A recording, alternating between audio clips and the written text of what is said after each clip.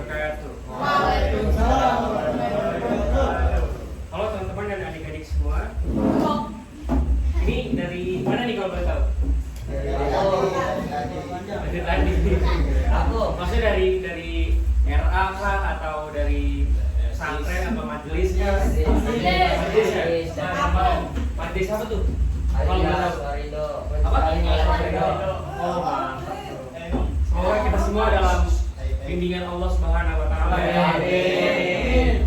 Jadi gini teman-teman semua, kami ada saya dan teman-teman di sini semua ingin meminta izin kepada adik-adik semua agar kiranya dapat memperhatikan beberapa materi yang akan kami sampaikan, sekiranya mungkin bisa bermanfaat bagi saya tentunya dan bagi teman-teman semua yang ada di sini. Oke, baik ya teman-teman ya. Mungkin ini adalah pertemuan yang pertama ya, dan mungkin akan bertambah pertemuannya menjadi pertemuan yang lebih. Nah, karena kita di sini kita niatkan pertama untuk ngaji teman-teman. Jadi kalau kita niatnya untuk ngaji, insya Allah nanti akan mendapatkan syafaat dari baginda Nabi Muhammad SAW. Apalagi topik yang akan kita bahas di sini adalah mengenai hadis. Kalau teman-teman tahu sendiri, tahu nggak sih hadis itu apa? Nah, hadis itu adalah perkataan dari baginda Nabi Muhammad SAW. Yang tentunya di dalam hadis ini ada tuntunan atau ajaran bagi kita semua agar kita semua dapat memeluk Islam dengan benar. Itu ya adik semua ya. Oke, sebelum itu perkenalkan, nama saya Ahmad Yaudin dan teman-teman saya mungkin akan memperkenalkan diri. Ya, perkenalkan nama saya Ridho Marisaleh. Perkenalkan nama saya Aang Suryana. Kalau sudah asli saya Ahmad Al-Handiyari. Oh ya, benar. Ya. Dan kita adalah Jadi buat pembagian tugas untuk materi akan disampaikan dari saudara Ahmad Yaudin dan penulis dari saya sendiri, konferensi untuk Ridwan dan pemegang alat media dari Aang Suryana. Ya, bisa langsung dimulai ya. Siapa? Assalamualaikum warahmatullahi wabarakatuh. Waalaikumsalam. Alhamdulillahilladzi hadana li hadza wa ma kunna linahtadiya laula an hadana Allah. Allahumma shalli wa sallim ala sayyidina Muhammad wa ala ali sayyidina Muhammad wa sayyidina Muhammad. Faqad qala Allah Ta'ala fil Qur'anil Karim wa huwa asdaqul qailin. A'udzu billahi minasyaitonir rajim. Bismillahirrahmanirrahim. Yarfa'illahu alladhina amanu minkum walladhina utul 'ilma darajat. Qala Nabi sallallahu alaihi wasallam, "Taraktu fikum amrayni ma in tamassaktum bihima lan tadillu abada kitaballahi wa sunnati rasulih." Yang saya hormati, yang saya banggakan juga pada teman-teman, adik-adik Majelis Ta'lim Al-Ikhlas Ridha. Sebelumnya kami dari mahasiswa Unsika Fakultas Agama Islam jurusan Pendidikan Agama Islam banyak-banyak terima kasih kepada kalian yang sudah menyempatkan hadir pada malam hari ini. Walaupun kami agak sedikit mengganggu waktu, tapi nggak apa-apa lah ya. Namanya juga menuntut ilmu. Siapa? Boleh. Oke, baik. Jadi untuk runtutan acara pada malam hari ini, yang pertama yaitu pembukaan. Lalu yang kedua yaitu ada nanti pemaparan materi, yang nanti pemaparan materi akan dijelaskan oleh sahabat Ahmad Yaudin dan juga Bang Farhan.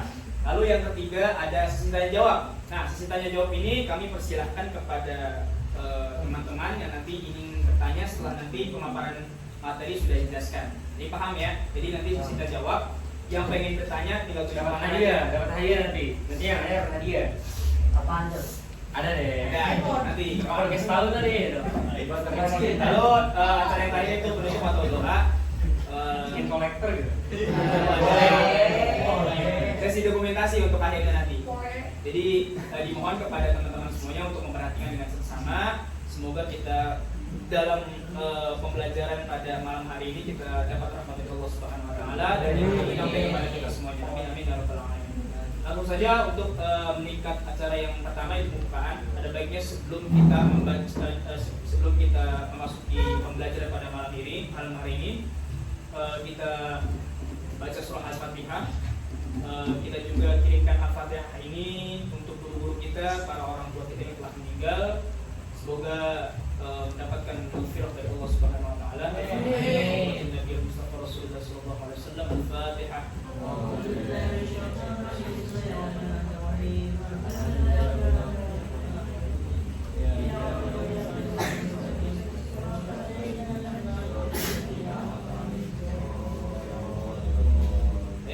Untuk meningkat acara yang selanjutnya yaitu pemaparan materi. Perlu diingat bahwa nanti ketika abang-abang ini lagi ngejelasin, mohon untuk tidak bisik ya, perhatikan gitu biar nanti supaya ilmunya masuk. Untuk pemaparan materi yang pertama kami persilahkan kepada Bang Ahmad Yaudin. Kepada Bang Ahmad Yaudin kami persilahkan. Baik, terima kasih kepada teman saya, sahabat saya Ridwan. Oke teman-teman, jadi seperti yang tadi kakak sudah bahas ya, kita akan membahas tentang apa nih? Ada yang ingat nggak? Tadi kita akan membahas tentang apa kira-kira? Hadis. Tadi ada yang ingat hadis itu apa sih? Perkataan Nabi. Perkataan Nabi yang berarti adalah tuntunan atau ajaran dari Nabi pada umatnya hingga akhir zaman. Oke? Kata hadis itu sendiri berasal dari bahasa Arab, teman-teman ya. Dari kata apa sih kata hadis itu? Dari haddatsa yuhadditsu tahditsan wa muhaddatsan fi'lu muhadditsun dzaka muhaddatsun hadits la tuhaddits muhaddatsun muhaddatsun. Gitu. Mungkin ada yang belajar nahwu sorof. Jadi ada i'rabnya, ada apa namanya? Ada tasrifnya, itu dia tasrif dari hadis itu sendiri. Nah, kira-kira artinya itu apa sih dari hadis itu? Hadis itu adalah khobar atau apa? Atau berita. Bisa juga sebagai pengumpamaan, bisa juga sebagai kabar, bisa juga sebagai ajakan, bisa juga sebagai peringatan. Jadi banyak nih definisi hadis teman-teman nih. Karena sebenarnya apapun yang dilakukan Nabi itu adalah hadis, bukan hanya perkataan aja, tapi perbuatan Nabi teman-teman itu adalah hadis.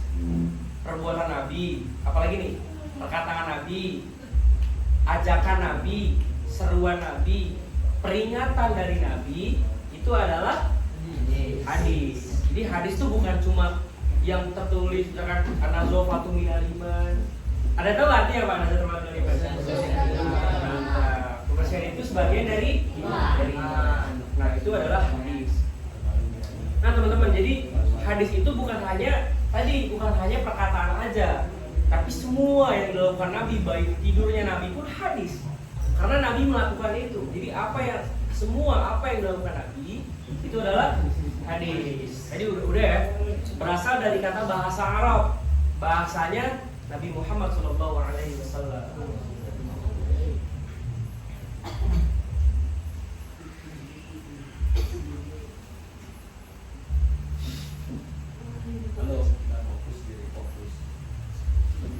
Contoh hadisnya bisa ditulis.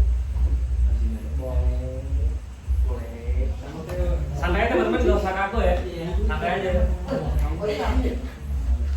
Bagi bisa Pak?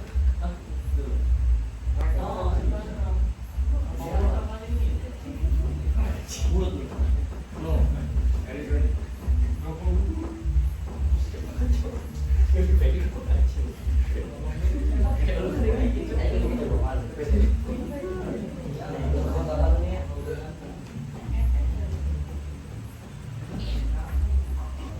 Ada tahu kan arti hadis apa? Haddatsa ya, wa qaulun wa fi'lun wa iqrarun Nabi sallallahu alaihi wasallam. Dia adalah perkataan, perbuatan dan ucapan Nabi Muhammad sallallahu alaihi wasallam. Jadi setiap apa yang diucapin Nabi, apa yang diperbuat oleh Nabi, diamnya Nabi, keadaan Nabi sedang apa, itu kan bakal menjadikan sebagai hadis. Nah, itu namanya hadis. Contohnya gimana? Contoh hadis.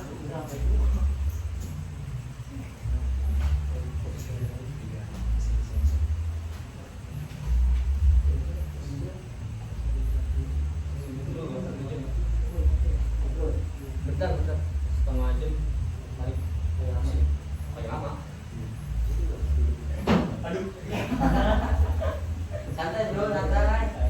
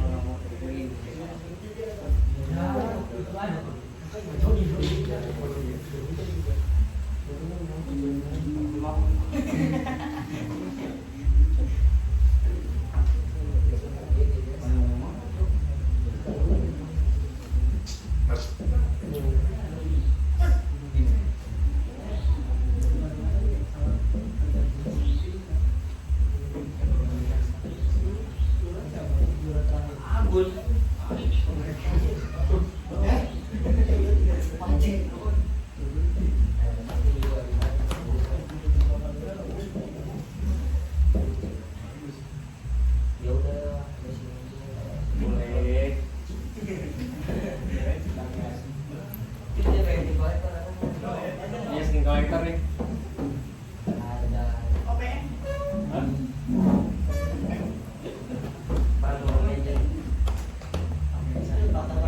Hah? Apa give alo?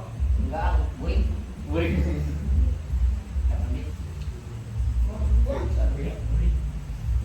Ini DTW pada main ML. Arangnya berapa arangnya? Premium.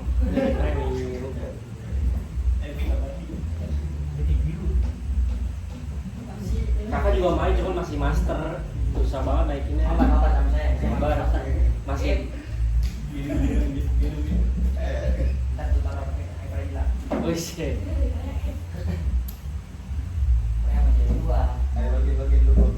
Ini kalau yang paling tua di sini siapa nih?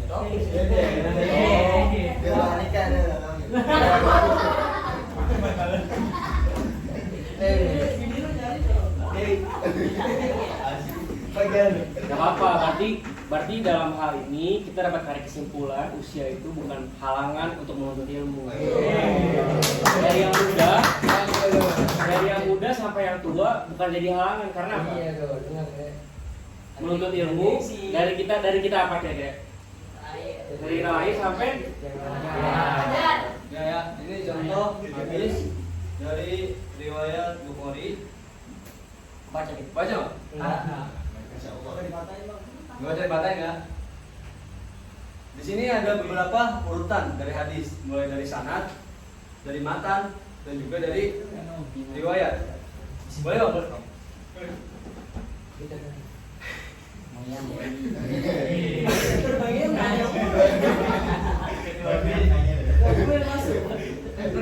Jadi ada urutannya.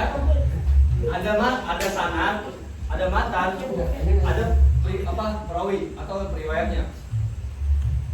Apa yang disebut dari sanad? Sanad itu adalah orang yang memberikan hadis turun-temurun. Jadi bersambung-sambung itu sanadnya hingga sampai kepada Rasulullah SAW. Contohnya mana? Haddatsana Abdullah bin Musa qala akhbarana. Nah, jadi apa? Haddatsana Abi Haddatsana Ubaidillah Ibnu Musa. Nah, ini telah menceritakan. Nah, ini sanadnya nih. Haddatsana itu sanad. Haddatsana Musa, haddatsana Ibnu yang lain gitu. Haddatsana Ubaidillah Ibnu Musa qala akhbarana Hindatu bin Abi Sufyan. Masih sanad nih. Kalau masih belum qala Rasulullah sebelum itu namanya sanad. Ya. Sampai nanti di sini ada anhuma qala Rasulullah SAW. Nah, itu masih haddatsana Ibnu ini terus sambung nyambung terus. Nama-nama periwayatnya itu namanya sanad.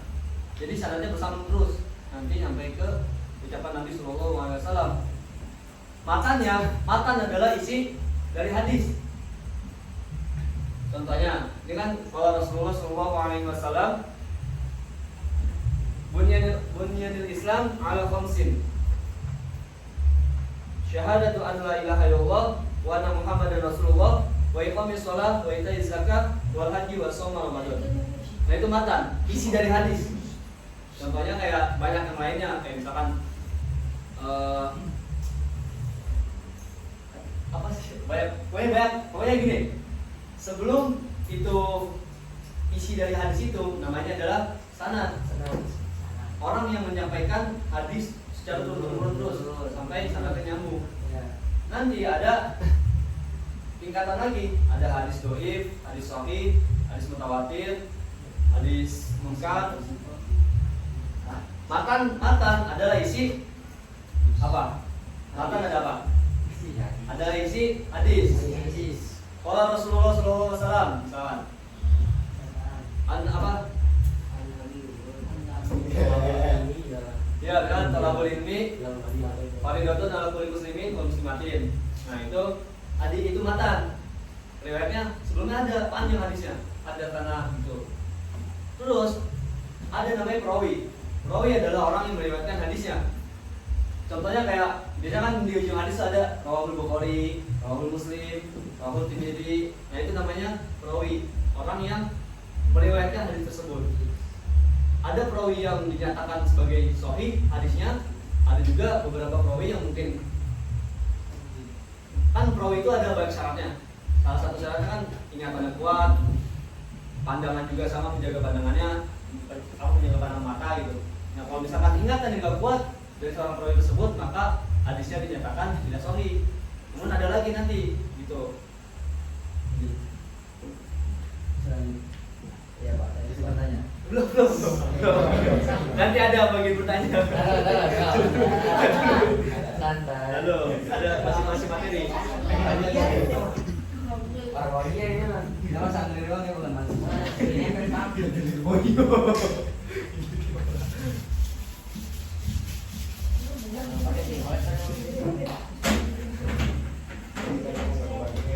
Jadi tahu ya, tadi ada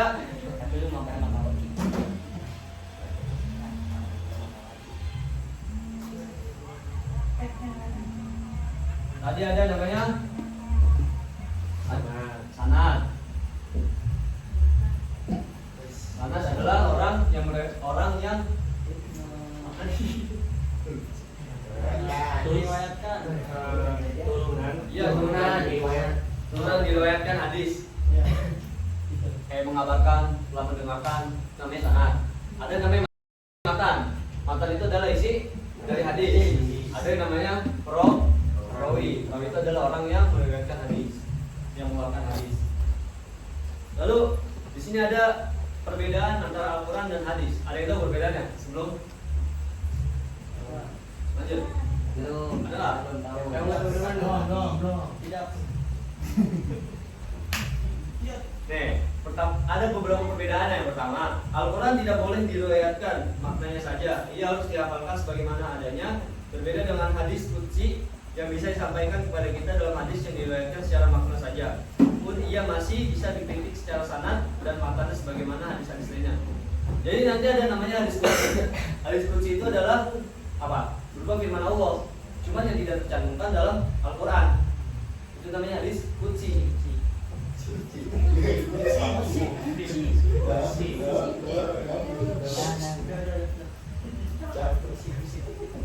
Terus yang kedua, Bukan kursi ya teman-teman, kursi. qudsi. Bukan kursi ya.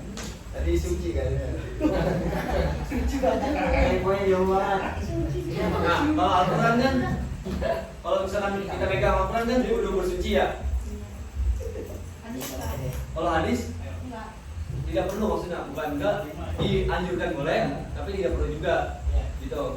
Kalau Al-Quran kan wajib kita membaca Al-Quran harus bersuci terlebih dahulu. Dan hadis qudsi itu nggak dibaca dalam sholat. Yang dibaca sholat itu adalah Al-Quran. Itu perbedaannya dari hadis qudsi dengan Al-Quran.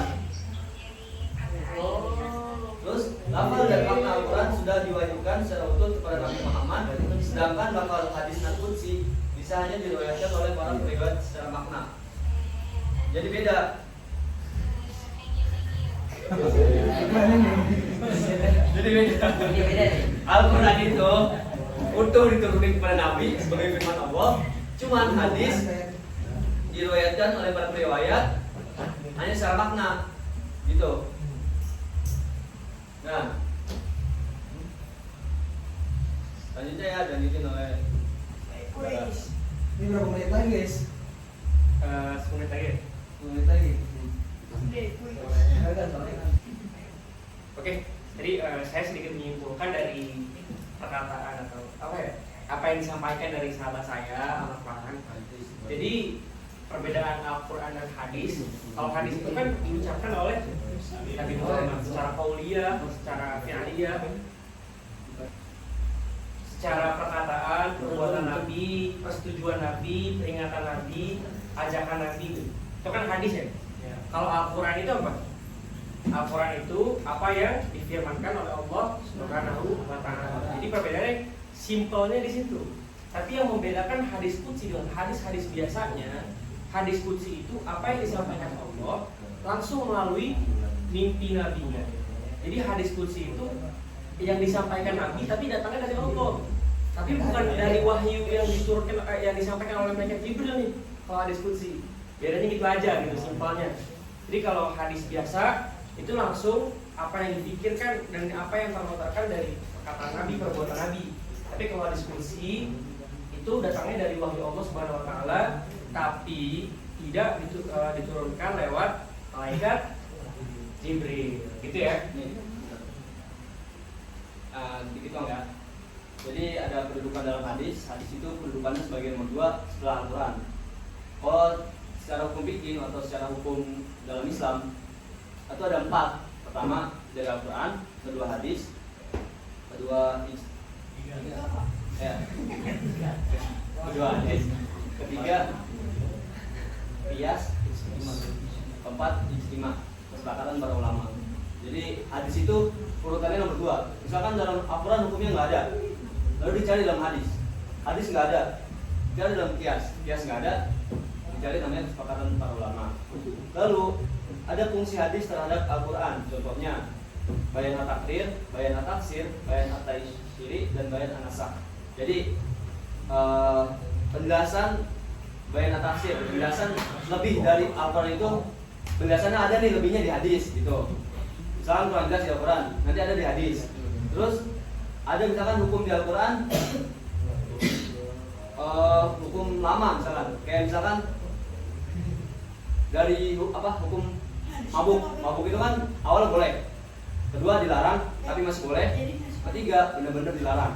Itu kan namanya dinasakh, jadi diganti-ganti itu hukumnya gitu.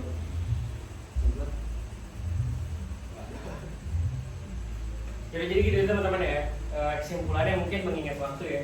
Jadi mungkin kuis dari ini bakal dipending nih teman-teman. Ada pertanyaan nggak apa ya. Jadi mungkin kesempatan lain waktu bakal kita utarakan kepada teman-teman. Jadi kesimpulannya tadi tuh pertama hadis itu apa sih? Hadis perkataan Nabi. Apalagi saya perkataan Nabi? Perbuatan. Habis itu apa lagi? Tidur. Perilaku Nabi. Perilaku. Habis itu apa lagi? Perilaku, persetujuan dan peringatan Nabi. Jadi kalau Nabi, kamu jangan gini, itu hadis. Nabi mengajarkan, makan ini, itu hadis. Gitu ya teman-teman semua. Nah, boleh. Oke, terus jadi, tadi hadis ya. Kalau perbedaan hadis dan Al-Quran tadi apa?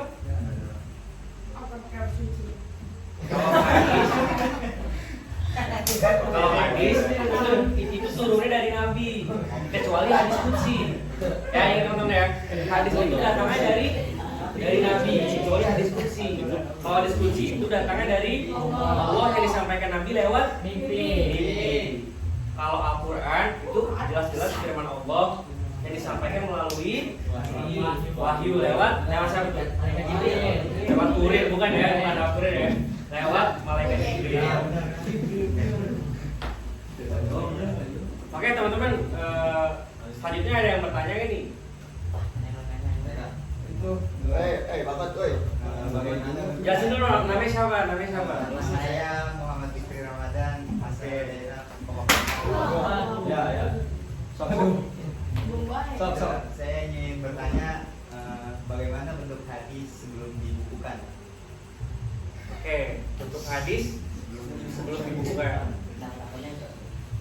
Oke. Satu doang. Ada yang mau nanya lagi nggak? Nama saya Irham, Ilham. santri dari Cipulus. Ya, boleh. Dulu ya. Saya menanyakan soal penasehan yang dulu seperti contohnya bersujudnya seorang hamba yang awalnya itu ke Masjidil Aqsa, ke Masjidil Haram.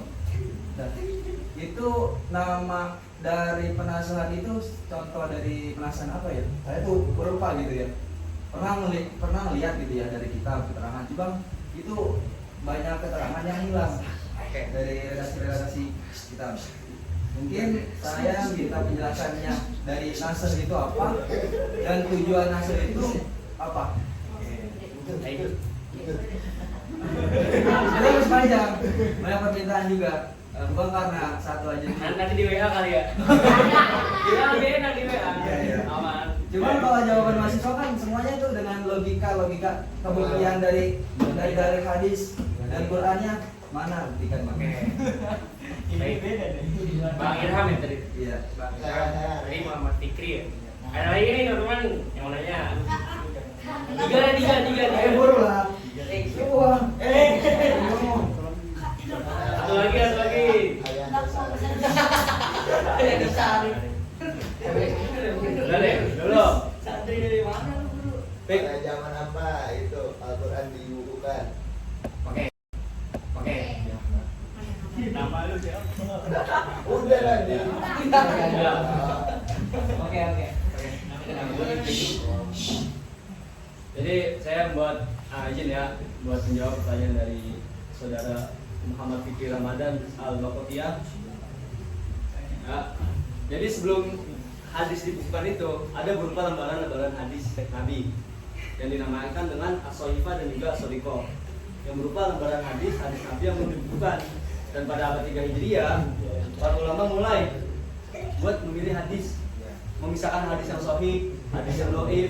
Nanti ada kitabnya hadis yang sahih, Bukhari, Muslim, hadis sahih. Nanti ada yang hadis yang kumpulan hadis yang dhaif. Nah, jadi kapan itu pada abad 3 Hijriah? Yang di mana ibaratnya itu ada ibaratnya enggak? apa? Ibaratnya. Keterangan yang menjelaskan itu tuh ada. Keterangannya dengan bukti dari kitab yang dituliskannya kitab kumpulan hadis. Contoh ya, maaf. Kalau misalkan menurunkan surat ibarat atau dalil, itu contohnya Qul huwallahu ahad. Bahwasanya Allah itu menunjukkan satu. Itu bukti bahwasanya Allah itu satu. Ada ibaratnya gitu atau dalilnya. Qul huwallahu ahad. Terus ada yang menyangkalkan wujudnya Allah itu dengan apanya? Dalilnya jelasin. Ada gitu ya, dijelasin misalkan contohnya apa gitu. Itu ada nggak keterangannya? Hadis dibukukan. Iya. Saya memintakan itu aja minimal. Yang tadi ada 3. Ya, alasan itu.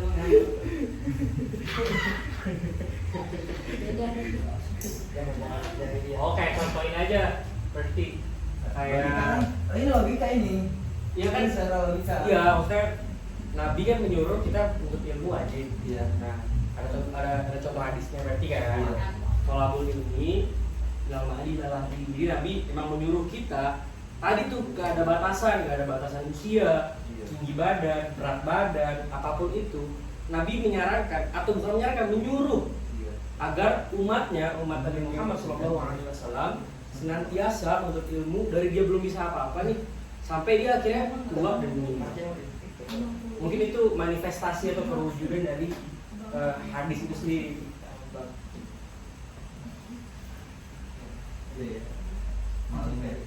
Malum ya, saya mas Andri bisa mungkin ya dari cara ininya.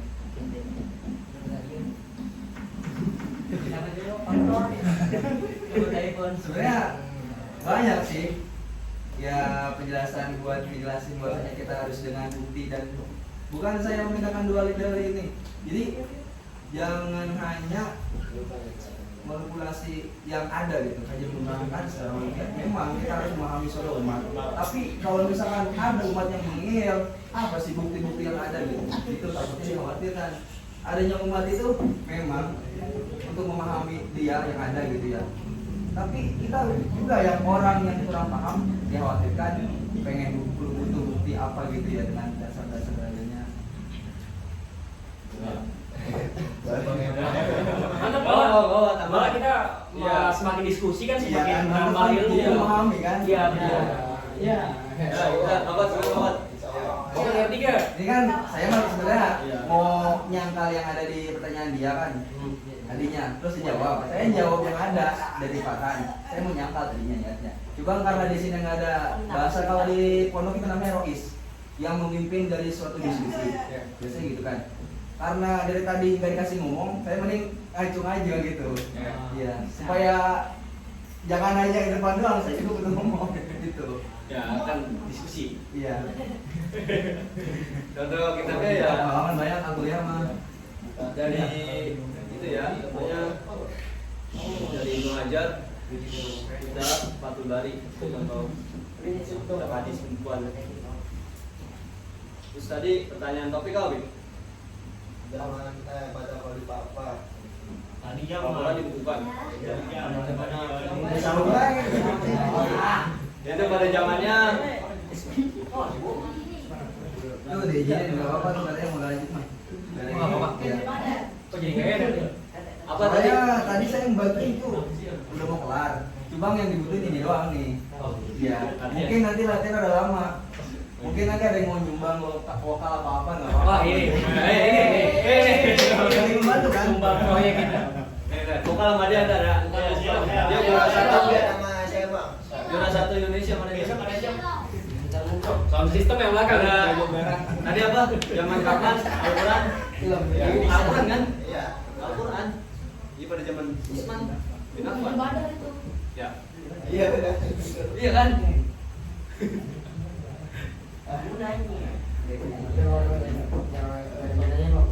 Hadis. Nah, kejelasan tentang hadis ini dibukukan. Sebenarnya ini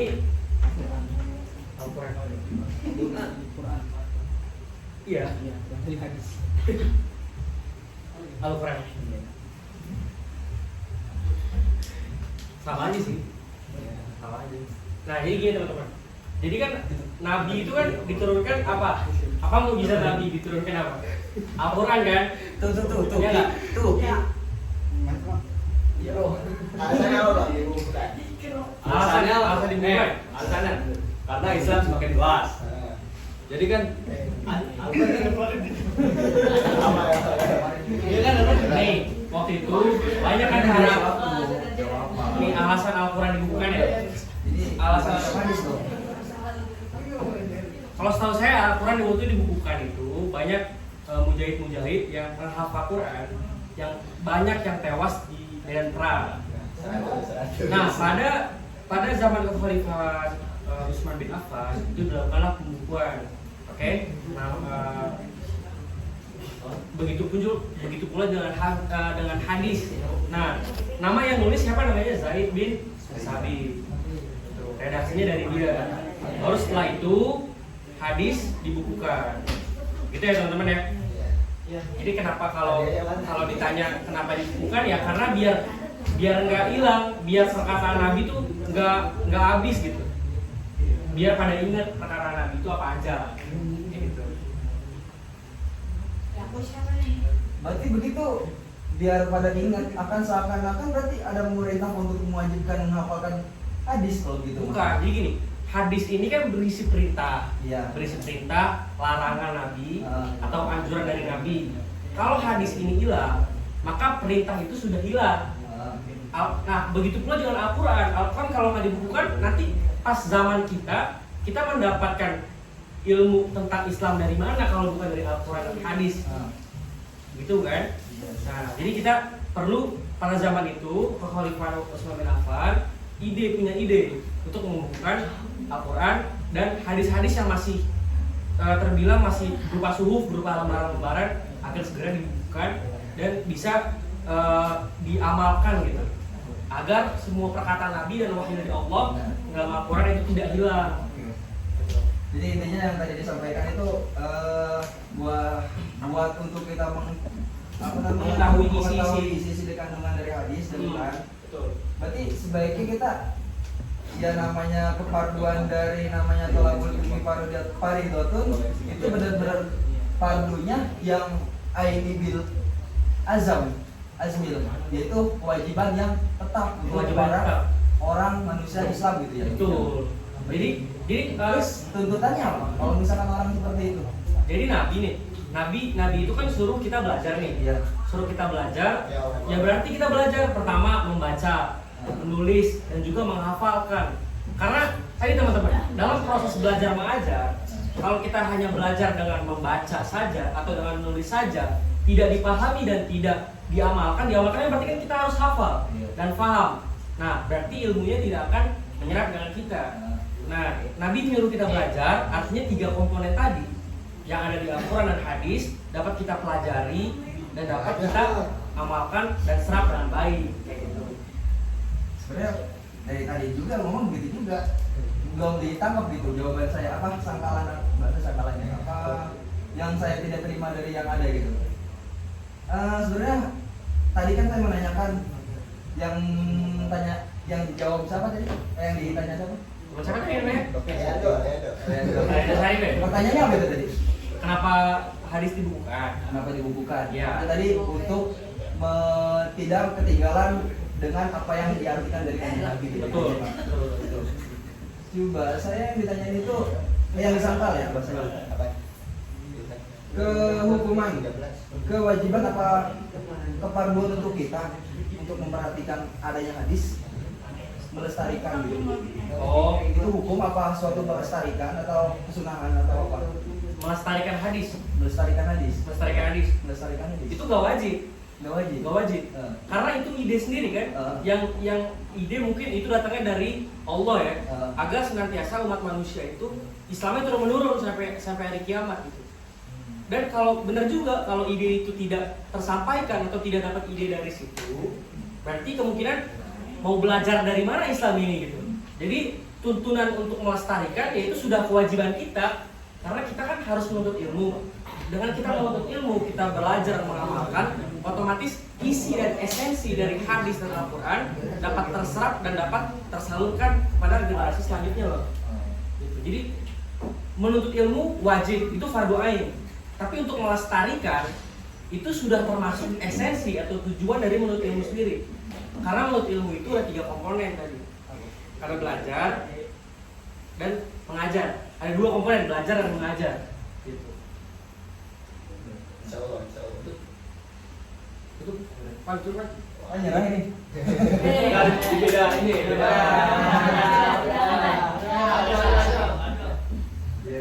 Nanti beda apa? Beda forum. Ini kan forum kita. Nanti kita beda lagi. Oke, baik, terima kasih semuanya kepada yang sudah bertanya juga, Bang Iran, Bang Taufik, semuanya. Bang Fik. Bang Cik juga, semuanya ya. Ini jawaban saya belum dijawab itu tadi. Kurang lebih mohon maaf apabila mungkin ada kata-kata, ada penyampaian materi kita yang kurang dipahami atau lain sebagainya. Mohon maaf. Kurang lebih mohon maaf. Assalamualaikum warahmatullahi wabarakatuh. Waalaikumsalam. Wallahu a'lam bishawab. Yang penting